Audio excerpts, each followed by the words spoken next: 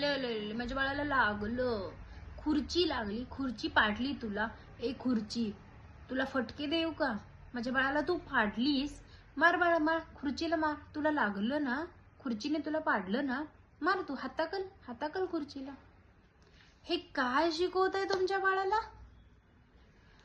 म्हणजे एखाद्या गोष्टीमुळे तुमच्या बाळाला जर त्रास झाला असेल तर पुन्हा त्या गोष्टीला तुम्ही मारणे किंवा त्या गोष्टीवर तुमचा राग व्यक्त करणे, हे संस्कार तुम्ही तुमच्या बाळाला देताय. हे खूप चुकीचं आहे त्याच्या आयुष्यामध्ये. जर उद्या एखादा शिक्षक तुमचं बाळ चुकल्यानंतर त्याला मारलं तर परत त्या शिक्षकांना तुमचं बाळ नक्कीच मारून येईल, कारण संस्कार आईने तर दिलेले आहेत. ही खूप चुकीची गोष्ट आहे. त्यामुळे तुमच्या बाळाला तुम्ही खुर्चीने तुला पाडलं आणि खुर्चीमुळे तुला लागलं, मग खुर्चीला परत मारणे हे शिकवण्याच्या ऐवजी तुला जे लागलंय किंवा जे झालंय ते तुला सहन करायलाच पाहिजे.